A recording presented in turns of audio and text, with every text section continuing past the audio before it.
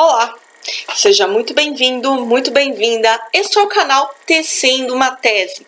E hoje, em continuidade ao vídeo em que eu falo sobre a minha experiência com adoecimento mental na pós-graduação e o TEPT, eu abri uma caixa de perguntas no meu Insta.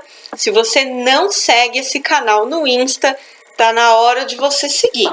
Vai lá, @Tecendo uma Tese. Lá eu publico alguns conteúdos, alguns quebra-gelos para animar sua semana. Também abro caixa de perguntas, dependendo da época. Então vai lá interagir comigo e com a comunidade Tecendo uma Tese. E eu abri uma caixa de perguntas no meu Insta para que as pessoas pudessem fazer perguntas acerca aí, né, do vídeo. Eu vou deixar linkado aqui no card, tá? Em que eu falo sobre o TEPT, o adoecimento mental na pós-graduação. Então vamos lá. Foram bastante perguntas, tá? Algumas eu dei uma prévia por lá, mas vou especificar mais aqui. Então já pega teu quarto para arrumar.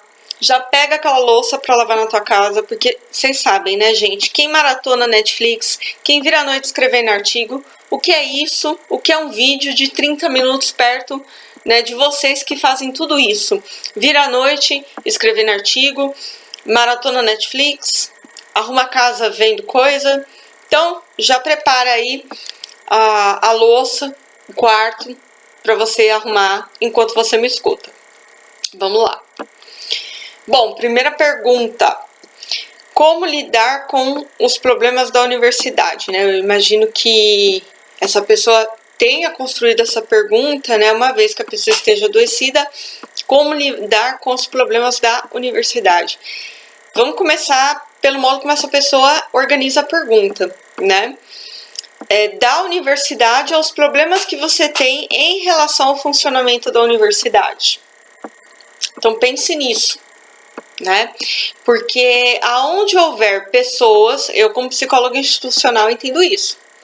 Onde houver pessoas, onde houver organizações, haverá problemas, tá, gente? Isso é uma coisa dada, porque seres humanos e conflito andam junto.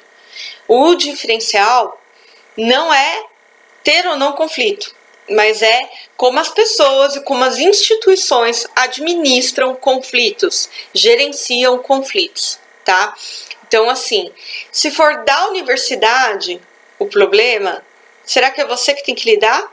Ou você tem que lidar, você indivíduo, com os problemas com a universidade, onde a universidade, com seus problemas, lhe afeta? Porque quem tem que lidar com o problema de universidade é o reitor, é a pró-reitoria, é a direção de institutos, não você, tá? Você não tem.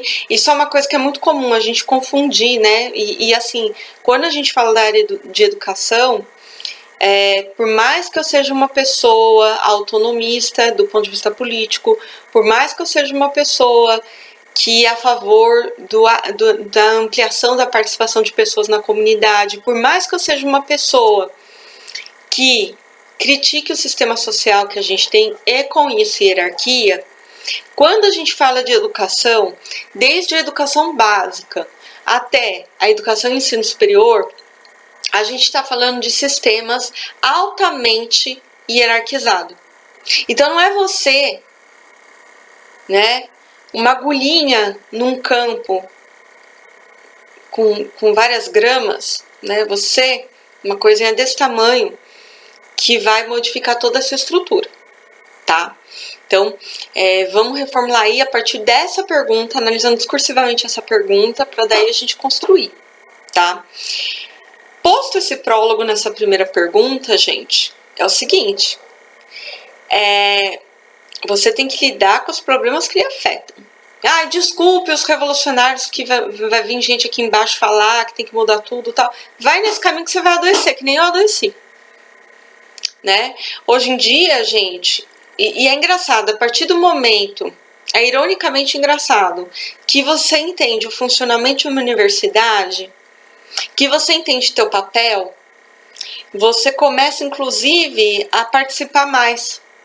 porque você entende até onde a tua mão alcança, porque você começa a escolher as brigas e as batalhas que você vai lutar, você para de querer lutar toda a batalha. Há 5 anos atrás na academia eu era aquela pessoa que não podia ver uma batalha política, uma treta, que já se metia na parada, no rolê. Sabe, gente? Acontece que você tem um corpo, esse corpo ele precisa existir. E se você for mulher, se você for uma pessoa trans, se você for negra, antes de tudo, o teu corpo precisa habitar aquele espaço. Tá, gente? Não sei se é porque eu tô lendo muito a Judith Butler, inclusive ela tá aqui, né? Mas assim, não adianta nada você comprar todas as brigas, todas as lutas e o teu corpo não permanecer. Teu corpo não resistir. Tua mente não resistir. Então selecione as brigas que você vai lutar, as batalhas que você vai lutar e dê o teu melhor, porque batalhas irão ter, né? Assim, conflito existe onde tem ser humano e batalhas irão ter. Selecione as suas brigas e dê o seu melhor. E não é porque você selecionou uma batalha, uma luta por reivindicação de algo na universidade, que você vai ganhar essa briga também, tá, gente? Porque, assim, isso não depende de você. Isso depende do modo como o poder, ele é ordenado nas instituições. Então, não depende só de você, tá? Então, essa é uma pergunta bem bacana, porque tem muita distorção cognitiva, principalmente quando você está passando por um mestrado e doutorado. As pessoas, por mais revolucionárias que elas sejam, em ciências humanas e sociais, às vezes elas acham que elas são donas da universidade, e elas não são. Isso é só um pedacinho bem pequenininho. Então, assim, você não vai resolver todos os problemas de uma universidade. Você vai escolher suas brigas, escolher suas lutas que te afetam, se reunir junto com seus pares para fazer algo, tá? E se for uma luta política, não vai sozinha. Não vai porque vão te despedaçar. Vá com pessoas que enxergam o mesmo problema que você. Porque se só você também enxerga um problema, ou você está sendo uma pessoa muito visionária à frente da sua época, que ninguém está enxergando aquilo que você está enxergando, ou isso é uma coisa sua e não da instituição também. Então tem esses dois lados. É dessa maneira, é uma pergunta muito ampla, né? Então tô tentando dar a resposta melhor possível, mas é assim que a gente gerencia a nossa vida dentro da universidade para o momento sócio-histórico atual, né? Pode ser que daqui a um ano eu venha e faça outro vídeo falando outra coisa. Qual foi o aprendizado de tudo isso, né? Do adoecimento na pós-graduação? Gente, foi muito. Eu acho que hoje eu sou uma pessoa que me represento melhor, eu sou uma pessoa muito mais centrada, né? Eu sou uma pessoa que seleciono mais as minhas companhias na universidade. Eu sou uma pessoa que eu aprendi a administrar os meus afetos na universidade. Eu sou uma pessoa que eu aprendi que tem uma diferença entre racionalizar e raciocinar realmente, né? Então, eu acho que mudou muito. Mas o que mudou mais é porque eu aprendi. Isso que eu vou falar, assim, né? O povo que romantiza as coisas na psicologia talvez não esteja preparado para ter essa conversa, né? Mas assim, eu aprendi a dosar a minha empatia, porque hoje, olhando em perspectiva, eu tinha um nível de empatia, assim, que me prejudicava, né? Ah, Catarina, mas tem empatia? É bom, desde que você não tenha empatia com pessoas narcisistas, perversas, tá ótimo. O problema é quando você não dosa empatia e as pessoas usam da tua empatia para invadir teu espaço, usam da empatia para te manipular, usam da empatia para te pôr numa posição arbitrária em relação a algo por questões políticas. Então as pessoas vão usando da tua empatia também, né? E assim, pondo aí na mesa que empatia não é você fazer o que o outro quer, é você entender a linha de raciocínio do outro, as razões que levam o outro a ser do jeito que ele é. Não significa que você vai concordar com o outro também, mas muitas vezes mesmo isso, as pessoas elas usam isso contra você, né? Então depois do TEPT, eu acho que eu acredito que eu aprendi, né, defender muito mais o meu espaço, e eu aprendi a selecionar mais quem eu quero realmente deixar na minha vida. Eu aprendi também a não sair rompendo com as pessoas depois do teste. Então, hoje eu administro melhor os meus afetos, é aquilo que eu falo, né? Porque quando você tá no pico do TEPT, qualquer frustração desse tamanho, você já sai rompendo com a pessoa, sem brincadeira. E não é porque você quer romper, é porque aquilo é tão invasivo a você e você tá numa fase de alerta tão grande, na fase de estresse, que é difícil de suportar qualquer coisa. Então você fica lá em cima, com alto repertório de fuga e esquiva, né? Porque você acha mais uma pessoa que vai me agredir, vai me ferir, vai me machucar. Então, hoje eu aprendi a fazer uma gestão dos meus afetos. Eu aprendi a lidar com as minhas frustrações de uma maneira que eu acho que eu não lidava daquela maneira antes. Eu aprendi a colocar meus limites para as pessoas, elas querendo ou não, né? Uma coisa que eu falo sempre depois do TEPT, eu falo para mim, eu falo para as pessoas que eu oriento, que eu desenvolvo, que eu dou orientação acadêmica, eu falo para as pessoas que eu atendo no consultório. A tua necessidade, ela não deve ser relativizada. Se você tem uma necessidade, primeiro você tem que investigar. Se é uma necessidade real mesmo, você, no teu íntimo. Isso não cabe, não é da alçada do outro, né? E o segundo ponto, se uma pessoa ela quer relativizar o teu limite, a tua necessidade, fica longe. Porque essa pessoa, ela não te pressupõe como um sujeito nessa relação. Então você fica de olho, fica esperto, entendeu? Então é isso, né? Hoje eu não negocio necessidades. Do mesmo modo como no campo político, porque eu pesquiso temas políticos, eu pesquiso participação política, eu pesquiso gênero, aquilo que é ético, o ético não se justifica do ponto de vista filosófico, né? Então, do mesmo jeito que aquilo que é ético no campo político, a gente não tem que relativizar fatista, agressor de mulheres, não se relativiza, também não se relativiza reais necessidades, não se relativiza o teu espaço numa relação. Sabe? Então, pode-se negociar outras coisas num relacionamento, menos a tua real necessidade. Então, meu maior aprendizado foi esse. Eu penso que foram dois, né? Fazer uma gestão das minhas emoções, porque tudo eu ia pro racional. Então, hoje, quando eu fiquei com raiva. Eu tenho o direito de sentir as coisas que eu sinto. Ok, tô com raiva dessa situação. Como é que eu vou gerenciar isso?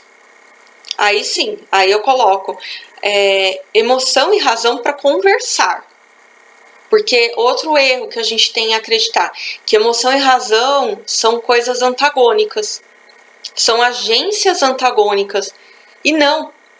Se você tem emoção e se você tem razão, independente do teu gênero, tá? Se tá dentro de você, é porque foi feito para conversar. Foi feito para você conseguir ter um consenso interno. Entendeu? Então não é errado você admitir as suas emoções. Do mesmo modo que não é errado você buscar produzir uma análise racional da realidade. Não é dicotômico razão e emoção, como a nossa cultura ocidentalizada, colonizada nos ensina. Então você precisa quebrar esse paradigma para que você de fato busque o autoconhecimento, para que você de fato se desenvolva. E foi isso que eu aprendi também, né? A usar das minhas emoções e selecionar melhor meus relacionamentos, e também aprendi a defender mais o meu espaço. Bom, próxima pergunta. Se eu ainda tenho crises de ansiedade do TEPT? Gente, eu quero deixar claro que ansiedade é algo inerente à condição humana, tá? Você não deixa de ter ansiedade porque você não tem TEPT, tá? É uma acepção a essa pergunta. A pessoa não perguntou errado, mas eu faço questão de fazer essa acepção. O que vai acontecer no TEPT é que você tem as crises de ansiedade que são altamente invasivas, tá? No vídeo que eu falo do TEPT, tem o que é a crise de ansiedade. Eu falo lá. Então, se você perdeu essa parte, assiste o vídeo. Eu tem 3 anos que eu não tenho mais crise de ansiedade. Recentemente, passei por uma prova de fogo que tinha a ver com o meu gatilho. Quase recusei de passar por essa prova. Porque tinha a ver com um dos gatilhos que esperava o TEPT. Eu falei, nossa, se eu tiver a crise de ansiedade agora é a prova de fogo, né? Pensei, não tive a crise de ansiedade, soube gerenciar e para mim isso tem sido uma vitória. Estou há 3 anos sem crise de ansiedade, né? Parte do que eu acredito contribuiu foi eu terminar a minha tese, foi eu entender, parar de olhar para a grama do vizinho na academia, sabe essas minhoquinhas que todo acadêmico constrói na sua mente? Para com isso, entendeu? Publique no teu ritmo, concorra a editais no teu ritmo, para de ficar abrindo tua boca e contando o que você conseguiu, o que você não conseguiu, quais são seus projetos para coleguinha que quer te ferrar, que faz sorrisinho na tua frente e por detrás tá lá querendo te ferrar. Para com isso, gente, para. Ah, mas Catarina, e se ele não quiser me ferrar? Você não tá onde as pessoas estão, você não ouve as coisas sobre você que as pessoas falam. Bem da verdade é essa, você nunca sabe o que vai aqui e o que vai aqui nas pessoas, tá? Então, para de achar que todo mundo é teu amiguinho, porque tem muita gente assim na academia e depois se frustra, depois adoece. Entendeu? Não, mas não pode ter amizade na academia? Pode. Eu inclusive tenho pessoas que eu tenho contato desde o meu mestrado, pessoas que, né, faz parte da minha vida pessoal. Eu tenho. Mas o que eu tô dizendo é para você não gerar expectativa em cima de todo mundo, que todo mundo vai ser legal com você e teu amiguinho na academia. Que isso não existe. Até porque você e essa pessoa amanhã depois estão concorrendo no mesmo edital. E vai saber se essa pessoa vai ter a mesma maturidade que você espera que ela tenha para concorrer àquele edital com você. Então, pare. Simplesmente. Né? Eu lembro, inclusive, assim, de pessoas, né, que eu julgava minha amiga na época, até o meio do TEPT, que quando eu passei no edital da universidade que eu trabalho, que é uma universidade privada, confessional, né? A pessoa, todo mundo me dando parabéns no LinkedIn, quando eu atualizei meu status, e no meu Facebook. E essa pessoa, ela não teve a capacidade de me dar parabéns e falou, tá contratando professor? E era uma pessoa que se dizia, assim, super minha amiga, né?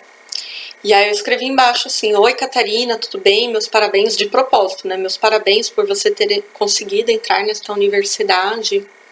E aí, tá contratando um professor? Fiz de propósito. Aí a pessoa foi lá, apagou a mensagem dela, porque apagaria a minha, né? E aí ela me ligou, não, é porque eu perguntei, porque se você conhece a fulana. Mentira, gente. É assim, entendeu? Então, assim, eu não tô dizendo que é assim com todo mundo, a toda hora, mas, sabe aquele provérbio do senso comum? Nem cristã eu sou pra falar isso, mas sabe aquele provérbio do senso comum? Orai e vigiai? Você não precisa orar, mas vigiai, tá, gente? Porque tem muito lobo em pele de cordeiro.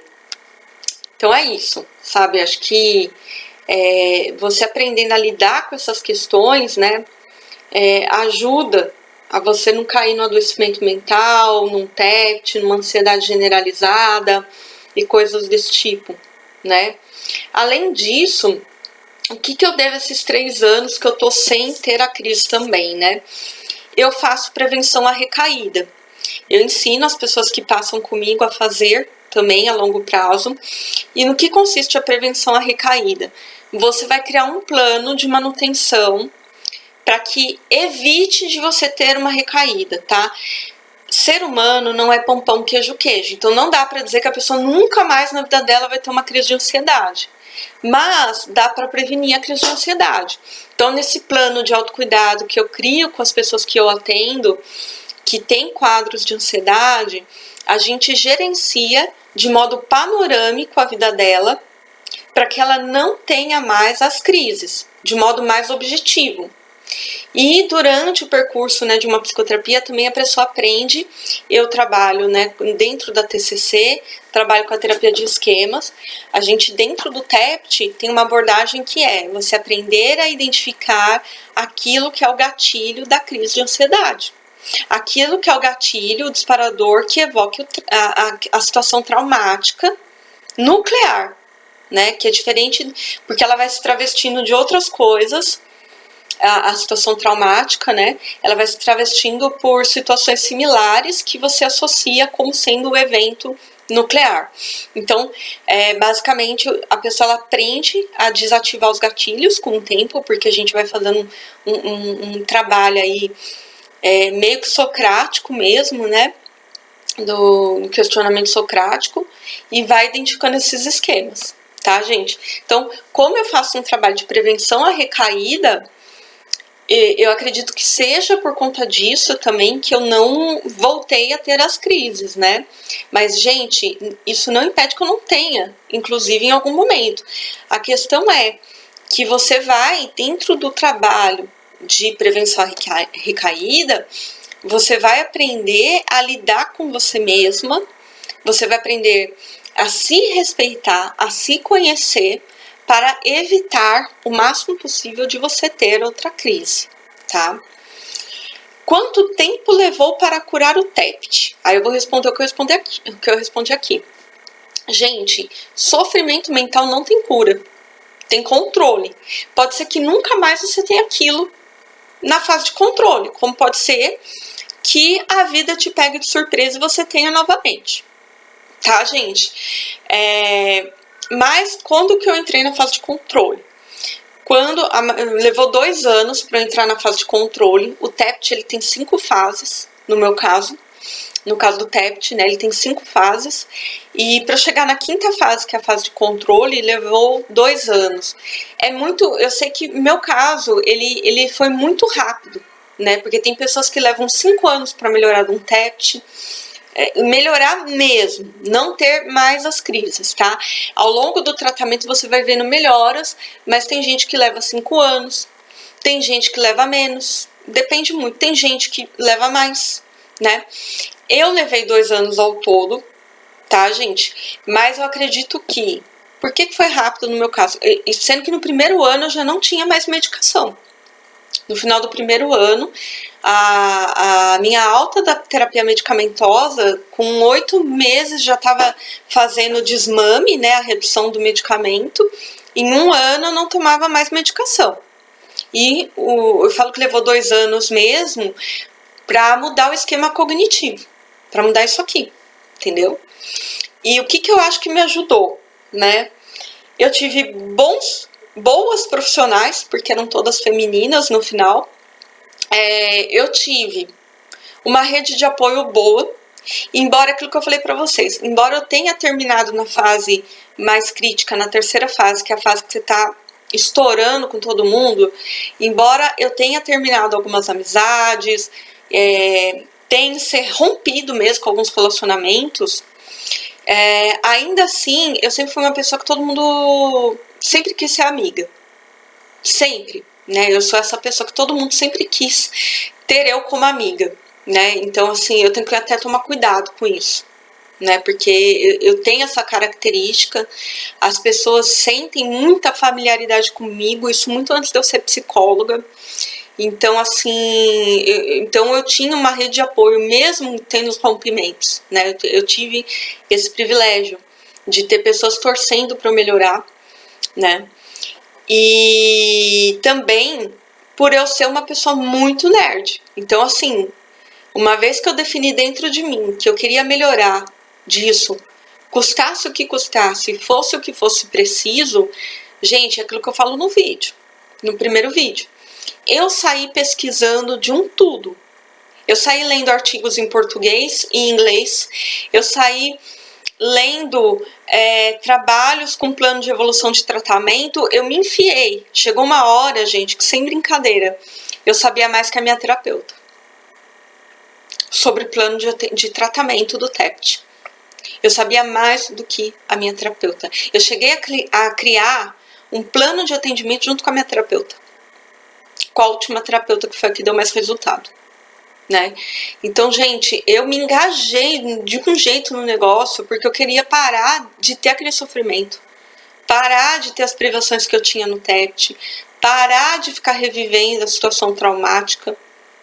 Então, gente, foi uma coisa muito assim, que eu me enfiei. Eu tinha 2 trabalhos, o de fazer uma tese e o de pesquisar, assim, compulsivamente, artigos para eu melhorar, porque eu realmente queria o meu processo de melhora. Não, eu não tava a passeio no meu tratamento, né? Isso é uma coisa que quando alguém me procura para fazer terapia hoje, eu falo pra pessoa: quanto que você quer, mesmo, porque assim, por pior que seja uma situação, você tem ganhos nela, você tem compensadores nela. E eu falo assim, você realmente quer melhorar disso que te causa um sofrimento? Não precisa ser um adoecimento mental, né? Mas uma situação que te causa desconforto, sofrimento. Que é algo que hoje eu chamo, que eu aprendi na época, eu chamo de terapia de compromisso. Então eu faço contrato com a pessoa hoje e ela faz a terapia de compromisso comigo. Porque assim, se não houver esse desejo legítimo de custe o que custar a pessoa sair da situação, gente, você pode ser o melhor terapeuta, você pode ser o melhor profissional, a pessoa não sai, entendeu? E assim, o que eu acredito, além da rede de apoio, porque ninguém é ninguém sem o outro, eu acredito que esse meu lado nerd me ajudou. Que eu ficava assim, olha, eu lembro que teve uma semana que eu li mais de 50 artigos sobre TEPT. Assim, insano, né? Mas era insano para algo se tornasse sano, né? Então, foi isso, esses 3 fatores que contribuíram aí para eu não ter, para eu entrar na fase de controle, né? Vulga cura. Qual terapia eu indico para quem está com TEPT?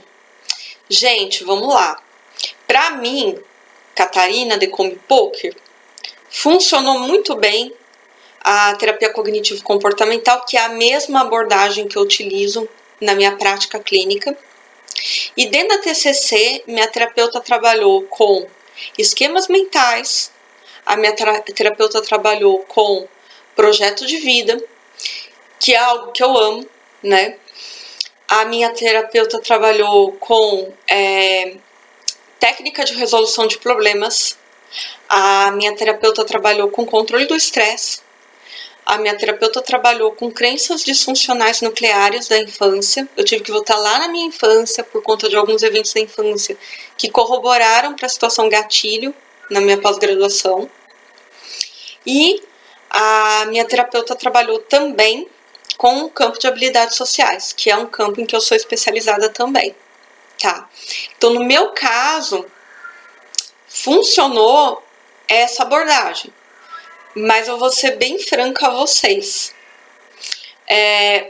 Não é abordagem somente que... E assim, se você procurar na literatura, toda a literatura que eu investiguei, que eu pesquisei, de fato, se você procurar na literatura, qual abordagem tem resultados mais palpáveis em menor prazo para o TEPT, o transtorno de estresse pós-traumático?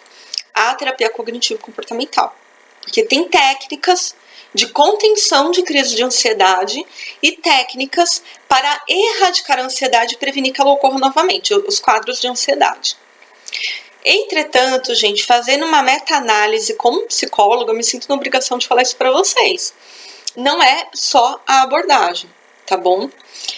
É também o vínculo que você estabelece com o teu terapeuta, o quanto que você confia no seu processo terapêutico a partir da figura do teu ou da tua terapeuta, tá, gente? Sem que haja esse vínculo, esse contrato, é muito difícil, porque a pessoa ela precisa confiar para ela melhorar, né? Então é muito difícil da pessoa ter um quadro de melhora.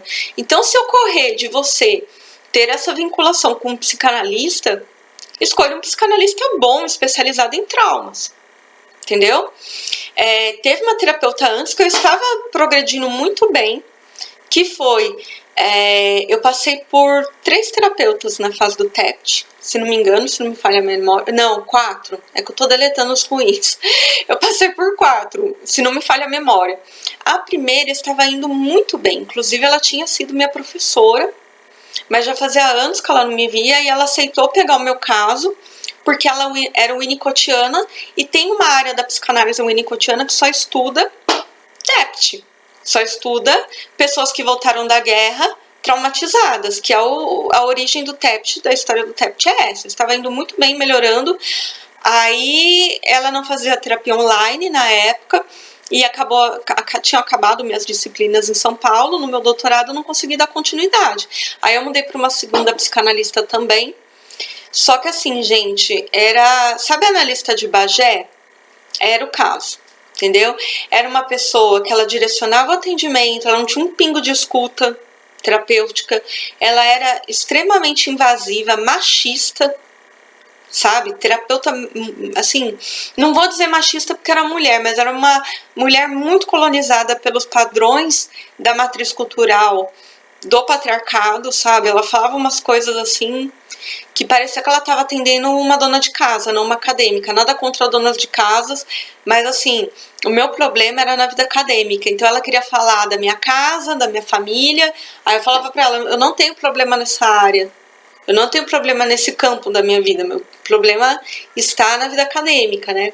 Então ela queria direcionar para que, depois eu olhei o currículo dela, né? Ela queria direcionar para aquilo que ela sabia, não para o que eu precisava.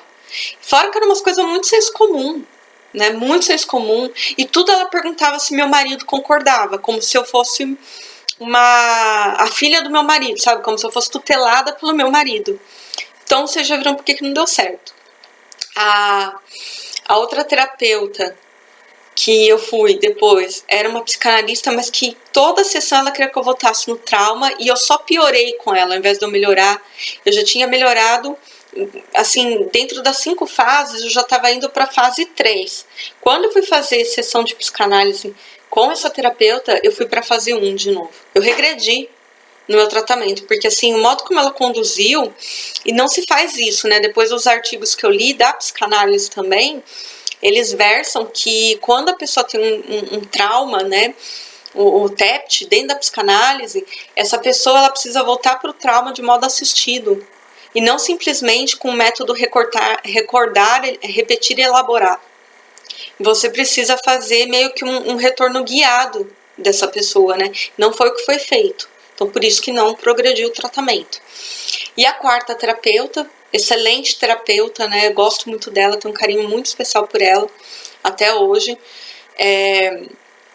Ela soube elaborar um plano de tratamento para mim, e ela me pegou na fase 1, que eu tinha regredido, né? E ela acompanhou todas as fases comigo até a fase 5 do TEPT. Então, gente, foi mais ou menos isso, né? De fato, assim, o que eu sinto hoje, né, na área de psicologia, tem muita gente mal formada, muita gente que confunde ciência com pseudociência, muita gente que não estuda o caso, muita gente que não tem responsabilidade. Então, eu mesma, que nem eu, não atendo pessoas adictas no meu consultório, porque eu não sou especializada nisso. Então, quando vem alguém me procurar com casos de abuso de substância, eu encaminho para pessoas da minha rede que são especializadas nisso, entendeu? Então, assim, ou você se especializa naquilo que você está atendendo a pessoa, ou você encaminha, tá? Mas simplesmente aceitar um caso clínico sem saber o que fazer, sem passar por supervisão se você não sabe o que fazer, sem fazer pesquisa de artigos, sem fazer pesquisa, né, de base científica para o que você vai atender, isso não existe. E tem muito profissional irresponsável. Muito profissional, infelizmente. Tem muito profissional bom na minha área, mas tem muito irresponsável também. Né? Então é algo aí que, sabe, tem profissional que dá umas respostas senso comum. Né? Então, gente, sabe, bora ter responsabilidade, né? Se você for colega psi e estiver me escutando, vamos ter responsabilidade com o sofrimento do outro, né? Então, acho que é mais isso. Mas, de maneira geral, de acordo com a literatura e com a minha experiência, eu melhorei por meio da TCC, em especial com a terapia de esquemas, tá, gente? Você passou a atender casos de TEPT depois de tudo isso? Sim. começou a aumentar o número de casos de TEPT, e acredito que aumentou não por eu ter passado pelo TEPT, tá? Se tem pessoas que me procuram que estão com TEPT e falam, eu quero passar por você, porque além de ter passado por TEPT, você... Eu quase que eu monto uma tese sobre TEPT, né? Quase que eu defendi a minha tese e mais outra tese junto, né? Mas, assim, eu acredito que eu tenha casos de TEPT, porque com a pandemia, com os deslocamentos e o luto social que todos nós estamos vivendo, aumentou pessoas que estourou a situação gatilho. Então, isso fez com que os casos aumentassem na minha prática clínica também, tá, gente? Mas, assim, majoritariamente, né, meu público majoritário não é somente casos de TEPT. Eu atendo pessoas que estão passando pela vida acadêmica, que estão na vida acadêmica, por ser uma acadêmica também. Eu atendo muito população LGBT queer, né? Então, só veio mais uma parcela aí, né? Eu atendo mulheres, né, que têm questões de gênero nas organizações. É outro perfil que eu atendo também, né? Tem um perfil expressivo hoje de mulheres que são executivas, né, e para lidarem, porque as organizações elas ainda são pensadas de modo muito falocêntrico, então elas buscam a psicoterapia para poder sobreviver a uma instituição falocêntrica sendo uma mulher executiva, né? Então eu tenho muito esse perfil também. Que mais? Deixa eu ver, acho que tem uma última pergunta aqui, do nosso CatCast, que já está virando um CatCast, né? Conseguiu, depois de tudo, voltar à vida acadêmica? Gente, mesmo na pior fase do meu TEPT, na pior fase, eu não deixei de ter vida acadêmica, né? Porque ter vida acadêmica é parte de quem eu, Catarina, sou, né? Então eu não deixei de ter. Eu aprendi a me rever na academia. Eu aprendi a não pôr todas as minhas fichas na vida acadêmica. Eu aprendi que eu tinha uma vida após a academia, né? Aqui em casa, meu esposo até brinca comigo, que ele fala, ainda bem que você não é uma executiva, porque o tanto que você se dedica, o tanto que você publica de artigo, o tanto que esse ano mesmo eu já bati minha meta, eu bati minha meta de publicação nesse ano, no mês de abril, né? O que eu tô produzindo agora é pro ano que vem já. Então, assim, gente, todo ano tem uma meta, né? De quantas coisas eu irei publicar. Então, assim, gente, meu esposo ainda brinca, ainda bem que você decidiu ser uma acadêmica, não uma executiva. Porque senão você ia ficar virada, né? Porque eu sou essa pessoa, né? Que quando eu gosto de algo, é de corpo e alma, né? Que eu me engajo naquilo. Então, de fato, assim, é de corpo e alma a docência, é de corpo e alma a pesquisa, no meu caso. Eu sou essa pessoa e não tenho vergonha de ser. Porque parte de quem é a Catarina enquanto sujeito. Entretanto, eu aprendi a administrar esse meu lado, essa minha característica, né? Então, hoje, até para que eu me relacione bem com a minha vida acadêmica, eu aprendi a investir em outras áreas da minha vida. E só tem me feito bem, e eu percebo o quanto isso me fortalece, né? Eu não tenho só amizades do meio acadêmico, eu só tinha amizades do meio acadêmico antigamente. Minha bolha social era toda do meio acadêmico. Hoje eu tenho amizades com pessoas de diferentes nichos, né, de diferentes tribos. Então, isso tudo foi me ajudando. Mesmo o coletivo que eu participava era só de mulheres acadêmicas, o coletivo que eu participava. Então, hoje eu aprendi sim, eu continuo tendo vida acadêmica, mas com qualidade de vida. Eu aprendi a ter uma vida acadêmica, que é algo que eu estudei na psicologia positiva também, depois que eu melhorei, né, que eu fiz o curso de psicologia positiva. Eu estou aprendendo, eu não acho que eu aprendi, mas eu estou aprendendo a ter uma vida acadêmica como virtude, entende? Seguindo ali o caminho do meio, parece um Jedi falando, mas gente, eu aprendi. Então hoje melhorou muito meu relacionamento com a academia, né? Eu acredito que eu venha parando algumas arestas ainda hoje, mas sim, eu tenho vida acadêmica e eu nunca deixei de ter, então não é um retorno à vida acadêmica, né? Mas são outros olhos para essa mesma área da minha vida. Tá bom, gente? Bom, essas são as perguntas e as curiosidades que vocês tiveram após o meu vídeo sobre TEPT. Deixa aqui perguntas, quem sabe a gente não faz um parte 2, tá bom? Coloque a hashtag CAT responde para eu poder localizar a tua pergunta. E um forte abraço, até o próximo vídeo. Fui!